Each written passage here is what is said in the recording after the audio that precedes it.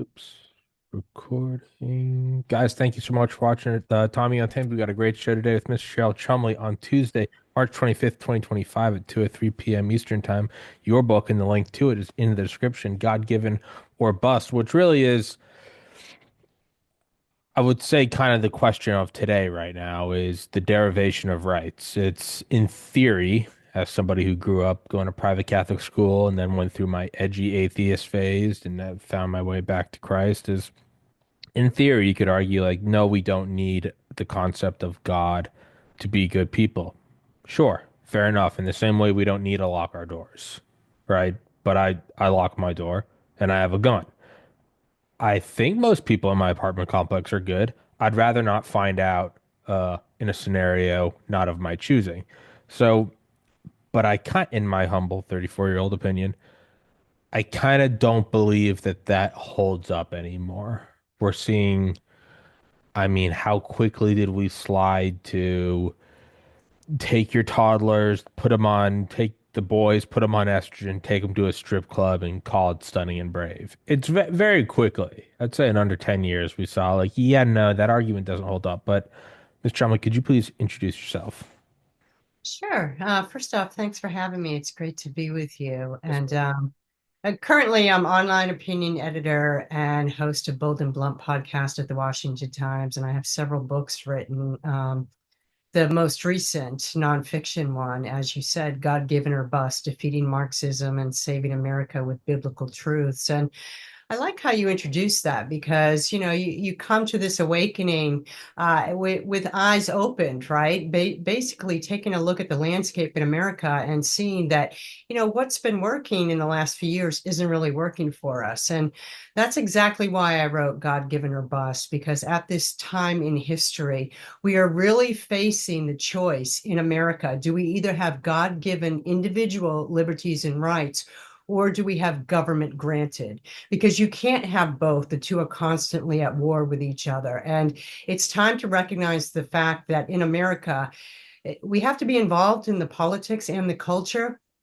But the ultimate source of freedom in America is God. And we have to keep that in mind, no matter who holds the positions of authority in political offices.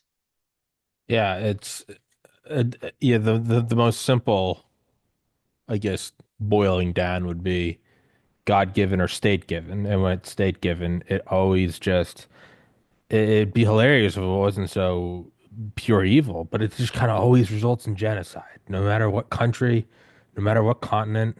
It always just kind of results in everyone against the wall dead, like every single time. And to put it in a higher power, I mean, I get the counter arguments. Again, someone that went to Catholic school, spent the formative years of my life, 2000, 2016 in Georgia, went to college in Valdosta, Georgia. Like I totally get, and I have to be, I totally get people that can be turned off by it.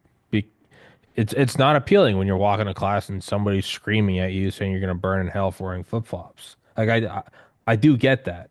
And but on the other side, to put it in the power of the state is to put it in the power of humans who are corruptible.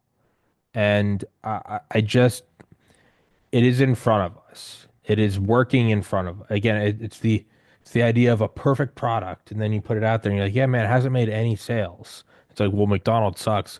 That may be the case, but man, they're raking it in daily for what you don't have to like it, but people are buying the quarter pounder. At a certain point, you do have to look at it and ask yourself, how's it been put into practice? Is it working? Is the diet working? Is whatever you're doing working? And if it's not, you have to be very just honest and humble about it and go, does this look like it's working? And we use Occam's razor and be like, what is it that's happening right now? You can't use the argument that they're Jesus freaks or Bible thumpers. Like no man, there's something deeply wrong about bringing children to drag shows with naked men dancing in the street, shaking their genitals around. Like you have to be honest with yourself. Whether we're talking about God or Santa Claus, you do have to be very honest and go, that's not working. This is not good. But, I don't know. Sorry, I was just rambling there. Well, you hit the nail on the head with what most people's knee-jerk reaction is to the phrase God-given rights and liberties, right? It's the idea of politicians waving the Bible around and condemning those outside the Christian faith. That's not what it is, and that's not what I meant by God-given rights Mhm. and liberties. All I meant is what founding fathers actually gave us. All you have to do is read the Declaration of Independence and realize that they intended our government to be one where individuals take their rights from a creator, right? So you can call those God-given rights, as I do, or you can call them inherent rights, Hmm. birth rights, natural rights. But you can be an atheist, as I once was, and still benefit from the freedoms that we get in this country based on rights coming from a creator. Absolutely. Yeah, and just for the record, I wasn't projecting that on you, saying that's what you were Mhm. saying. But it's yeah, no, I mean again, it's like I get the turned off knee-jerk reaction, but it's deeper to that. You're right. You fine, don't call him God. Call him natural. You're natural, right? The natural laws. Call him universe given. Call him whatever. Choose your pagan God. The idea is that it doesn't matter how many people, doesn't matter if 99 out of 100 people get together and say, we all hate Tommy, he's a slave and he doesn't deserve it. Like, no, there is this understanding that it is grander than you. It is grander than any government, be it an ancient Assyrian council or present day Congress, that there is something larger than humans. And it doesn't matter who writes it down or what argument they give. There is a right to liberty, to being a free person. You're not guaranteed anything, but no one is subhuman. No one is cattle.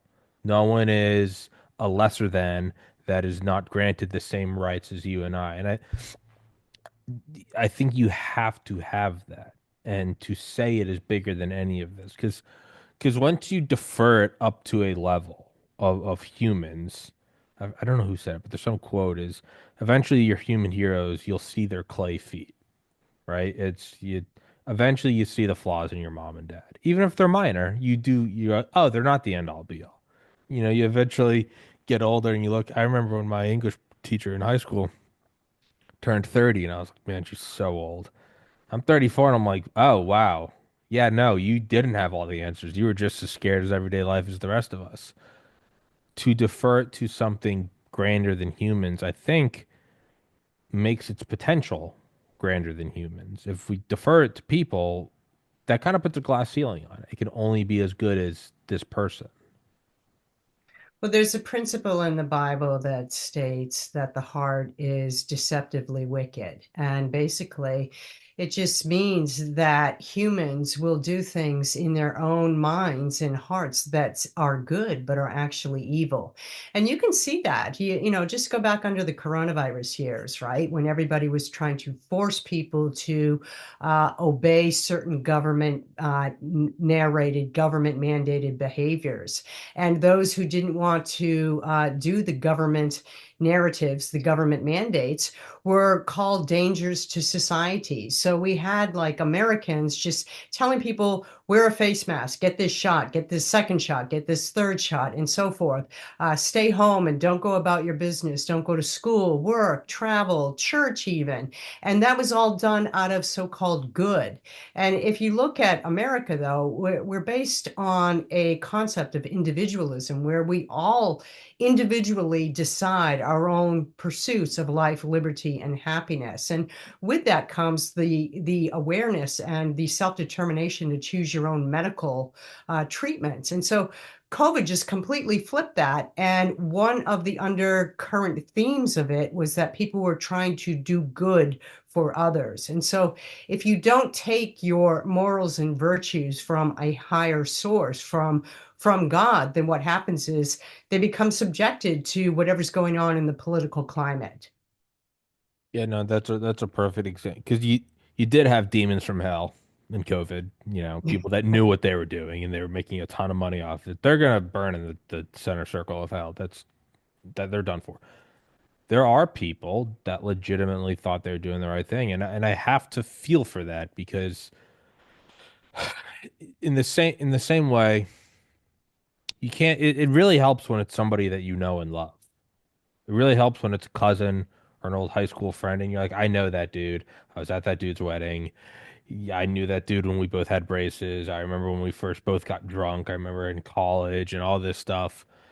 I know that's a good person, and they feel so deeply about this that I know it's coming from a good place. I think it's objectively wrong, but I know that that's not somebody,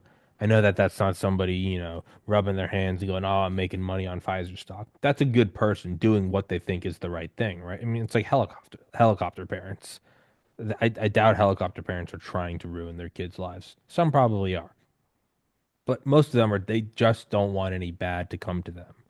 And I've known in my own life, even just in the life of this podcast, which is a little over 5 years, whenever I can feel my thought process drifting to it's for the greater good, it only ever conveniently comes up when I can't win an argument or a battle with the tools that have been given. Well, my person didn't win the election. Well, listen, it's for the greater good.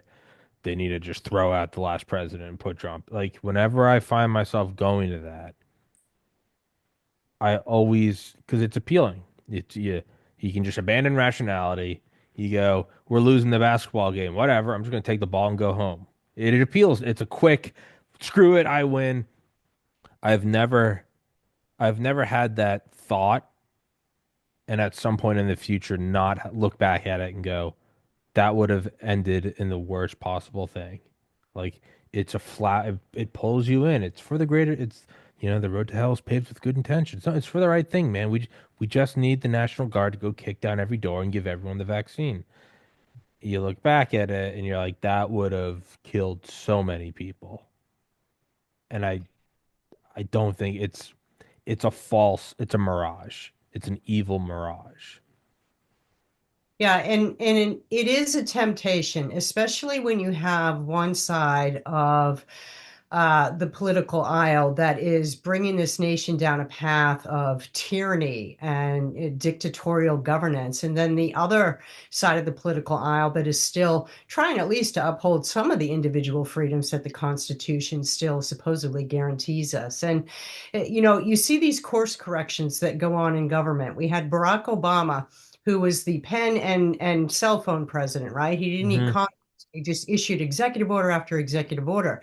Then Trump comes in and using executive orders reverses a lot of that. Then Joe Biden comes in using executive orders, reverses a lot of Trump. And here we are with Trump again, using the executive orders to reverse and undo the unconstitutional executive orders of Joe Biden years. But the problem with that is you're caught in this cycle of, every few years you get a course correction, a quick course correction, but you're not going for the principle. And in America, executive orders aren't really supposed to be used to issue dictates on the American people. They're very limited in scope on what they're rightly supposed to be used. But too frequently now we have presidents, beginning with Barack Obama, really, who have just taken their executive orders and run them roughshod over the American people to push agendas that they know they couldn't get passed in Congress. So when you're talking about good intentions being the road to hell, very frequently that's what happens in politics. You have like the good guys winning and you want them do it, do it, do it. You're on the right path, but at the same time they're still not hitting at the principle. They're still not upholding the basic freedoms in America, and that's a problem. Yeah, it is kind of like it's like trying to correct a car and it's wobbling back and forth. Each each correction is more and more violent, and it normally ends with the car flipping or hitting a tree or something. Do you think that's what we're looking at, to be cynical, but just to be entertain ideas? Is that what we're looking at? And it's not all doom and gloom because I mean, in any like defensive driving class, they show you to stop overcorrecting, and it's hard because your gut's saying I gotta overcorrect, but the reality is the less you overcorrect, the less you're gonna swing back to the other side. But there's a second or two delay before you start appearing straight, so it's pulling your parachute, but it's like you don't freak out if it takes a second or two to slow down because there's a delay. if we keep doing these course corrections, I mean, it is a car going farther and just left, right, left. It's going to flip. The only way to avoid that is to slow down the course corrections, which no one wants to do because it's my guy's in power. He's got to undo everything the last guy did. Is that what we're looking at? But instead of it happening over the course of milliseconds in a car, it's because it's a country, it's an empire. It happens in 4 year increments.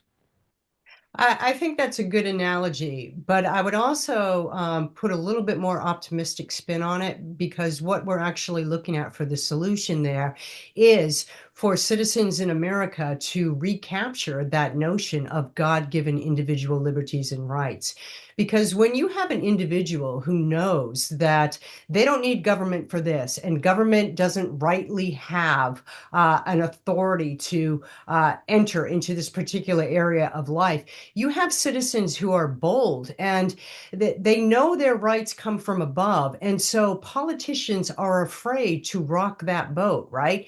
They tread a little more lightly when it comes to seizing individual liberties because the uprising from the citizenry would be all the much more concentrated and determined. So it's basically if you know where your rights come from, then when government comes knocking to steal your rights, you don't mind giving the middle finger because you're secure in where your rights come from. So, look at that happening across the nation. If we had a nation of people who understood where their rights and liberties come from, COVID never would have gotten as out of hand with the government seizing individual liberties as it did. And that's what we need going forward. Under Trump, I think we have 4 years now with Trump in office. He's got some good people there. We have time to do the course correction that we need, but then we also have time as a nation of individuals to start doing things like getting back to church, reading the Constitution, and understanding founding fathers did not want to separate God from government, not in the way that the left wants it sold,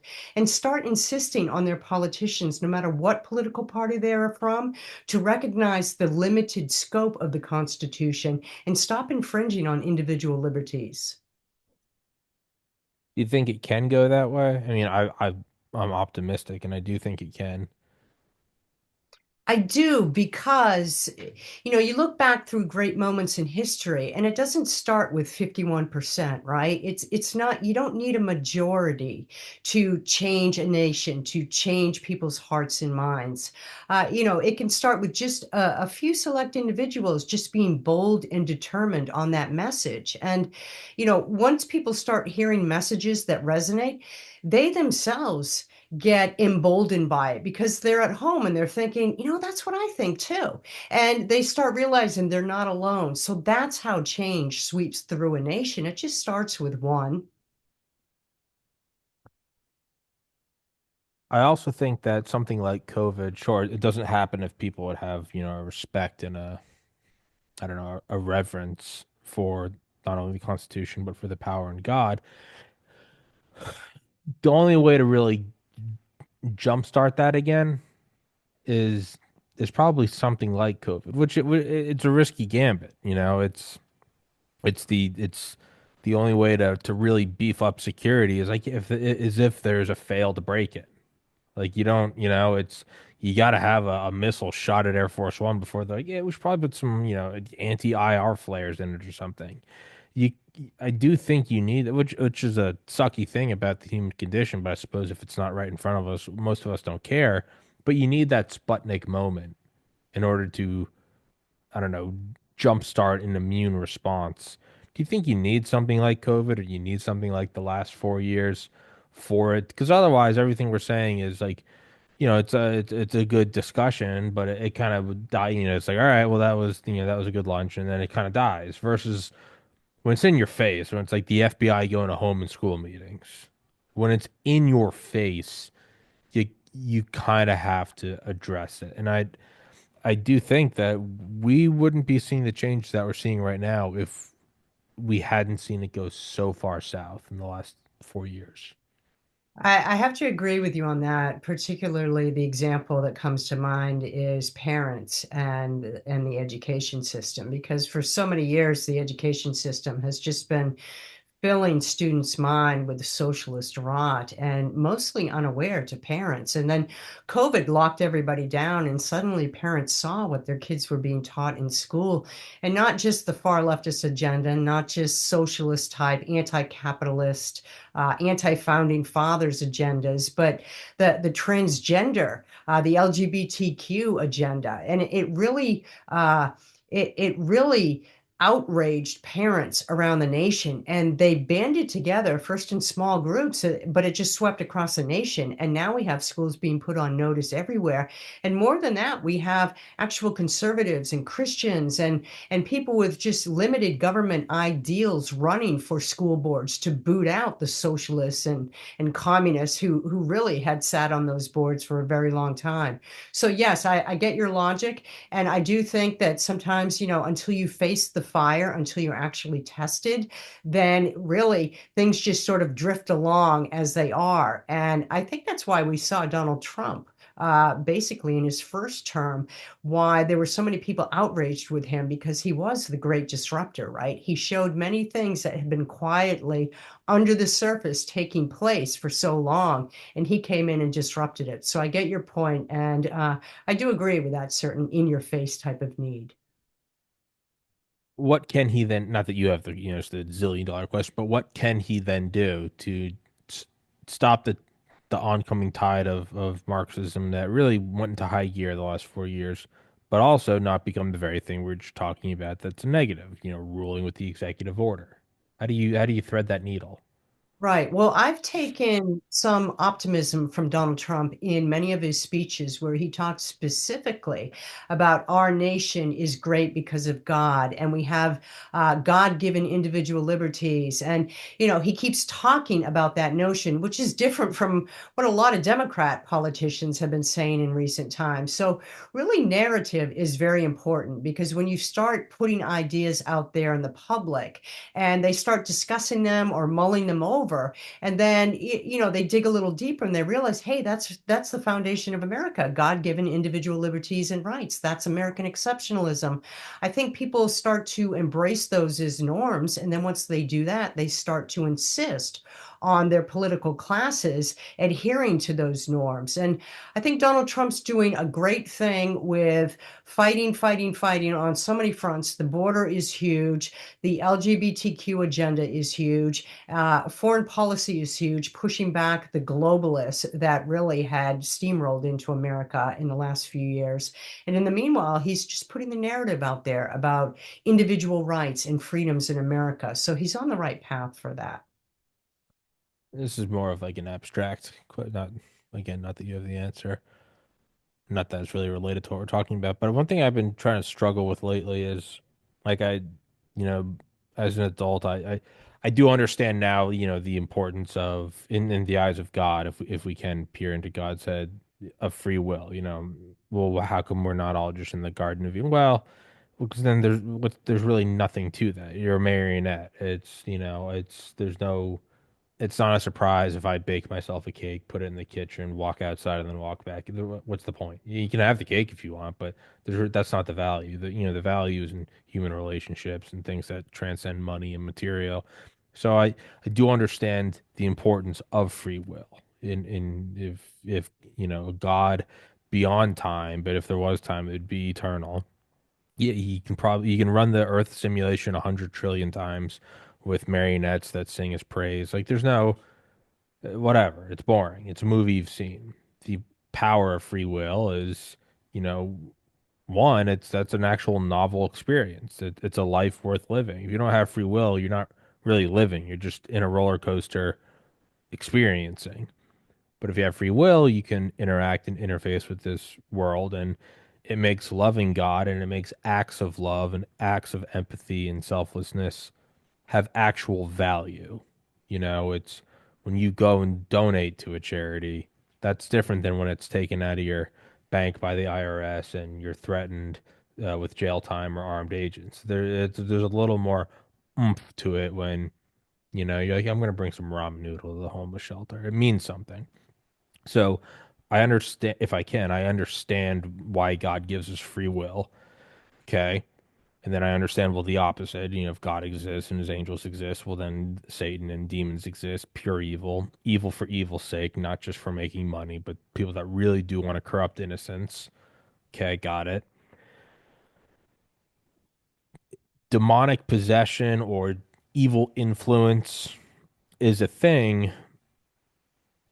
God can't step around free will. You'd have to ask God to come into your life. At what point can God? Because I look at something like last summer, the bullet missing Trump's head, and I go, that was. I know atheists that say that that's divine intervention. What in God's no pun intended, what in God's name was that? I know atheists are going, what the hell is that? I mean, I've had on former Secret Service guy, Delta Force guys, who are like, that doesn't. I don't know what the fuck that was. Excuse me, but like, where does God's intervention then play a role? At what point, if we can measure it, is there a threshold? Is there a flow chart? At what point does God intervene? Where you go, God, do you have to ask God to help? Is does because he wouldn't just intervene in his free will experiment because that would kind of void the free will experiment. Not that you have the answer to that, because that I mean that's like where did we, that's up there with like what is the meaning of life and where did the universe come from? So yes, you're right. That's a deep question, and of course, I don't have the answers, but I do know what the Bible says that God numbers the hairs on your head, right? So that tells me that He cares enough about you that He knows the number of each and every hair on your head. And I also know that God can do what He wants. He can intervene based on prayer, which I think is more a gift to the person because God already knows past, present, and future. He already knows what he's going to do. But if he allows you to pray and ask specifically for a request, and then he responds to that specific request, that gives your heart joy, right? That gives you like, God's really listening to me. And I also know that he can intervene, without requests. He does what he wants. And, insofar as how that plays into America's political system and America's governing system. If you go back in time to the founding of America, so much of where founding fathers turned to get the wisdom of the limits on government in America, they used the Judeo-Christian principles, they used the Judeo-Christian Bibles and texts, and they based their ideas of freedom on that. And so, if you look at America, which is different and distinct from every other nation in the world, it's for that reason that our government is inextricably intertwined with God and godly principles. And you can't remove God from American society and still maintain God given individual liberties, right? You can't have God given if you take out God. And so, insofar as answering a question, when does God intervene? When he wants, right? But I think that he, every day, every second, every millisecond, is in the minds and hearts of his believers. He knows what we're going to say, what we're going to do, and it's all because of his sovereign control. Yeah, again, not that you have the answer to that. It's just been something I've been kind of diving into mentally, at least lately. I'm like, where does God? It might just be that might be that is the free will. It's the free will to ask God to come in, and then He can come in, and versus it seems like evil is something that seems to try to pry itself in. Um, and again, not that you have the answer to this, but one thing I've also kind of found in whatever limited experience I have with praying or God, or if can even just talk about that objectively, is I've often found the prayers that get answered are ones where I focus more on the end point as opposed to the mechanism in which I reached the end point. And like punching an address into your GPS. Like, well, why is it taking me this way? It's like, well, you don't know where you're going. That's why you put it in the GPS. So you kind of have to have some humility and be like, why does it take me around town? You can't really talk. You don't know where you're going. So you now have to follow the GPS and turn left here, turn right there. And all the while, if it seems obnoxious or seems stupid, it's like you're the idiot that didn't know where to go. If you knew where to go, you wouldn't be using the GPS. So shut up. And so, all right, it's like going to the ER and telling the doc, no, well, I'm not sure. It's like, hey, dude, you drove to the hospital, so you've you've forfeited a certain level of like awareness of what's going on. And so I found less of, if I asked for like, yeah, more subscribers on my podcast or, I've a bigger paycheck, but instead it's something deeper. Like I wish, I'd show me the way to, move so I'm closer to my brothers and parents and, you know, how to place value more on seeing my family than, say, a big screen TV. And when I ask for those things, things that are pure, I'm like, let me be. In 2014, I lost my older brother to suicide.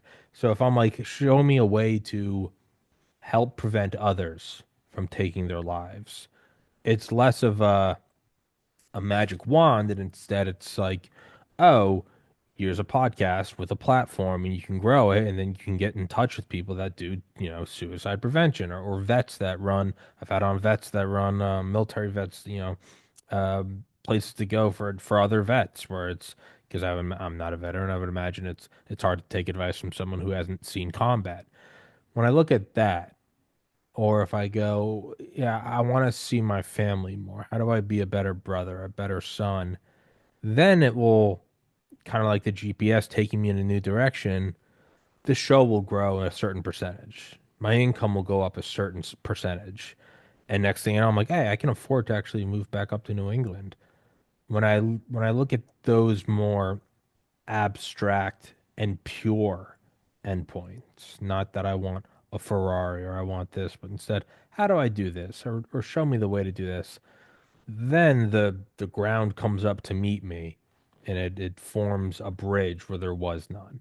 And I think that's the best, very vague gray understanding I have of prayer or intention. Is like I can't ask God to be taller. That's not it. I can't ask God for the lottery. That's not how it works. It's something more abstract. And then you'd have to then scale that up to go, well, if 300 million people are praying for a better country and they don't like the way it's going, God's GPS might take you in a way that at first seems stupid. You go, how in God's name are we getting this with Biden in office and they're raiding home and school meetings? In what world is this the answer to prayers? I would look at it now and go, yeah, no, that's probably an answer to prayers. We wouldn't be where we are now. The Overton window wouldn't have been shifted had we not had the last 4 years. So I don't know if there's really a question in there. More so, I'm just thinking aloud. But yeah, I don't know. So, yeah, sometimes God will allow the worst thing imaginable to Yeah. happen, right? So you can see how badly you need his prayer, which, Joe Biden was about the worst thing imaginable to happen in the White House. And, it's interesting about your prayers because I found moving from an atheist up until my 30s, basically agnostic and finally becoming a Christian, I found over the years that the most effective prayers for myself are when I ask God specifically to bring my will, my desires, my heart into accordance with His will for my life. And in that way, it's really a show of Oh, faith because it's saying, God, you know that I want this and this and this and this, right? But maybe that's not what you want for me. So I'm going to put it all on you and just say, put in my mind the desires you want me to have for my life. And then oh, that seems the basis of growth, at least for myself, growth and progression and many things that, the material things that you want to ask for when you're very immature, right, as a Christian, but then you start to feel wrong asking for them or it doesn't work out how you want. So to me, that's been the most effective prayer. That and praying for other people as well. I really like that. Yeah, you know, it's like if you're stuck at the airport, it's like stop praying for your plane to be here and be like, can you just make me enjoy the airport? And it's Yeah, like, maybe yeah, all he right. wants to be delayed for a reason. Maybe Yeah. there's something you there, or maybe he's saving you from a plane crash. You don't know. Yeah. So, Or you meet someone at the airport or something, and yes. it's like, I really like that. That's even, Yeah, you can yeah, use it for yeah, traffic, yeah. everything I, in your I, career. yeah, yeah, I'd rather have a sore throat. Make me enjoy strep throat. Man, I really, because I'm always trying to like go farther and farther up the flow chart of progression. And I'm like, how do I just like cut out the middleman and go higher and higher up? And yeah, and it's like, no, don't pray for money in a bigger podcast. Pray to just be closer to your family. And whatever way it takes me there, let's go. And that's, yeah, but I like that even more. Mhm. Is just God align my intentions. It's total You're right. faith It because is, you but know, and it's also not him interjecting in your free will. It's you saying, "Hey, I know I want the Lamborghini. I want you to make me want what you want." Because that's free will, right? That would still be in yes. accordance with free will, as opposed to God just interfering in. Because without that, then there comes back to the whole negates the free will. The last thing you said, though, you have that and praying for other people. Could you go into that? So, it as a human, right? It's very easy to get in this cycle of me, right? Like, I want this. I'm working so hard. God, why won't you reward this or whatever? But look, there's always somebody out there that, they would look at your life as Hmm. being total perfect dream life. And I find when I pray for other people, it softens my heart and it makes me humble and it makes me more grateful. And I think in turn, God can work through my life easier when I have a heart like that. And at the same time, praying for other people is what God wants you to do anyhow. And so I like hearing people I prayed for, they come back at some point in life and say, hey, this happened for me. All of a sudden I just got this out of the blue. And it makes me think that God hears those prayers and helps other people that way too. So I don't think you can ever go wrong praying for other people. Yeah, it is a humbling act to put others before and be like, yeah, I want. It also kind of makes you put your stuff makes you give a more sober examination of your own life. If you're Yes, praying for somebody to, whatever, to stop drinking or stop whatever doing coke or gambling or and you go, well, how come you're not praying for that for yourself? And you're like, well, I don't have those issues. And it's like, well, that there's a win. It's like say that back to yourself. Oh, I don't have those issues. I'm not hooked on a substance. I don't gamble. I'm as good as I can be financially. It's like take the praying for someone and be like, man, I hope he gets his air conditioner back. Well, that means you have your air conditioner. Well, yeah.